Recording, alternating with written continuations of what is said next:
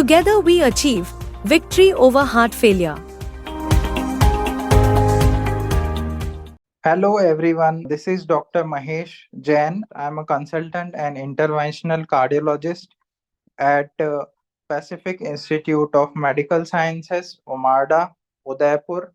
I have done DM in cardiology and I am working here as a full-time consultant and interventional cardiologist.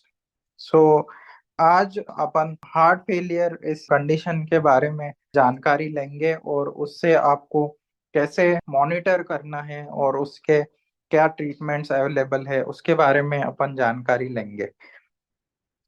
तो heart failure एक ऐसी condition है जिसकी जिसकी mortality rate मतलब कि जिसमें डेथ होने की संभावना और उसके हॉस्पिटलाइजेशन की संभावना एक कैंसर के बराबर रहती है। तो हार्ट फेलियर एक गंभीर बीमारी है। हार्ट फेलियर किसको होने की संभावना है? जिसकी हार्ट की पंपिंग कमजोर होती है या जिसके हार्ट की पंपिंग कमजोर ना होते हुए दूसरे फैक्टर्स है जो हार्ट के रिलैक्सेशन को नहीं होने देते, उस कारण से हार्ट फेलियर इस कंडीशन की परिस्थिति पेशेंट में आती है।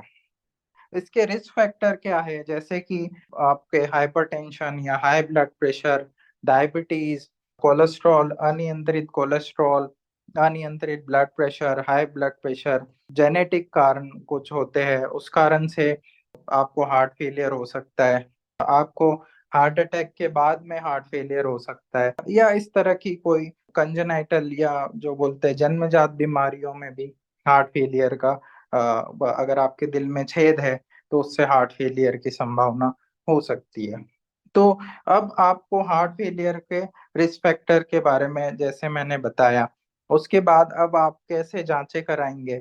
जैसे आप कंसल्टेंट के पास जाओगे तो ईसीजी, इकोकार्डियोग्राफी, ये सब जांचों से आपको पता चलेगा कि आपके हार्ट की पंपिंग कितने प्रतिशत है, कोई वॉल्व में लीकेज है तो उस कारण से कहीं हार्ट फेलियर हो रहा है नहीं हो रहा है, इसकी आपको जानकारी मिलती है।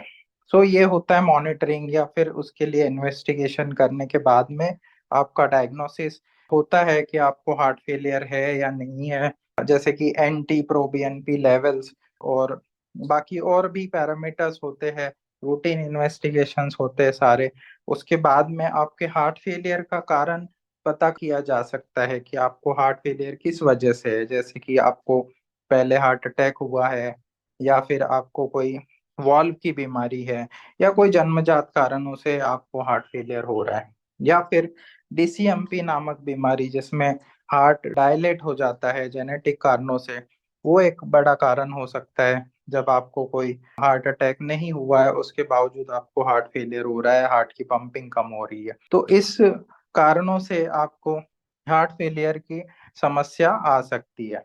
अब इसके आगे आपको डॉक्टर जाने के बाद में आपको ये कैसे समझना है कि हार्ट फेलियर के क्या लक्षण हैं कि आपको हार्ट फेलियर होने की संभावना हो सकती है। तो हार्ट फेलियर में सबसे बड़ा सिम्टम आता है जिसमें कि मरीज की सांस फूलती है। सांस फूलना या ब्रेथलेसनेस जिसको बोला जाता है, वो आप मरीज या तो बैठे बैठे या थोड़ा सा ही चलने में उसको सांस लेने में तकलीफ होने लगती है। तो ये फर्स्ट साइन होता है हार्ट फेलियर का कि आपको ये सांस लेने में दिक्कत होना। इसके अलावा पैरों में सूजन आना, पेट में सूजन आना, पेट में हल्का दर्द, लीवर की साइड में, ये भी आपको समस्या हार्ट फेलियर के वजह से हो सकती है। बाकी क्रिटिकल कंडीशन में acute oxygen blood pressure, blood में ऑक्सीजन की कमी होना, सैचुरेशन फॉल होना, ये थोड़ा सा मरीज जब सीरियस हो जाता है कभी कभी सडनली तो उसको बोलते हैं एक्यूट हार्ट फेलियर। तो ये सारी कंडीशनों में मरीज को तुरंत इमरजेंसी में जाना है और वहाँ पे आपको कंसल्टेंट को दिखाना है। उसके आगे अब इसका इलाज क्या है? तो इसके इलाज का है कि आपको डायूरेटिक दिया जाता है जिससे बॉडी से फ्लूइड निकाला जाए और हार्ट का ऊपर जो एक्स्ट्रा प्रेशर है उसको कम किया जाए। और हार्ट फेलियर की मेडिसिन आती है वो आपको फिर डॉक्टर्स चालू करते हैं। उसके बाद में हार्ट फेलियर की जैसे मेडिसिन होती है, आजकल 3-4 ग्रुप्स की नई मेडिसिन आई है जो हार्ट फेलियर में काफी अच्छा रिस्पॉन्स इनका हुआ है। जैसे कि आर्नी, देन बीटा ब्लॉकर्स और मिनरलोकॉर्टिकॉइड एंटागोनिस्ट और SGLT2 इनहिबिटर्स।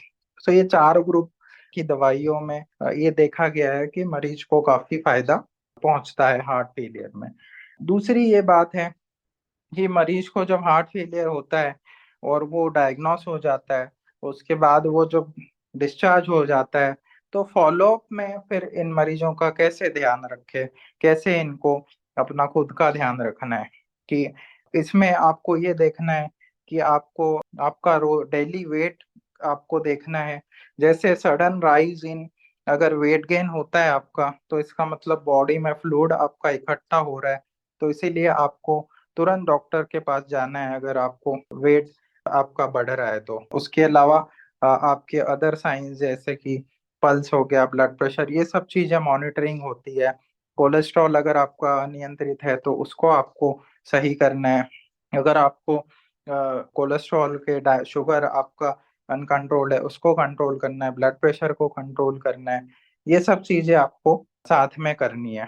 अगर आपके हार्ट की पंपिंग कम है, तो अगर कोई आपके ब्लॉकेड है कोरोनरी आर्टरी में, तो उसको आपको ठीक करना है थ्रू प्रॉपर रिवैस्कुलराइजेशन, जो भी अकॉर्डिंग टू गाइडलाइन है उसके मुताबिक उसका इलाज होगा। तो ये सब चीजें, और साथ में अपने को मॉनिटरिंग करनी है कि आपका सांस फूलना और वेट गेन, ये सब चीजें आपको ध्यान रखनी है घर पे।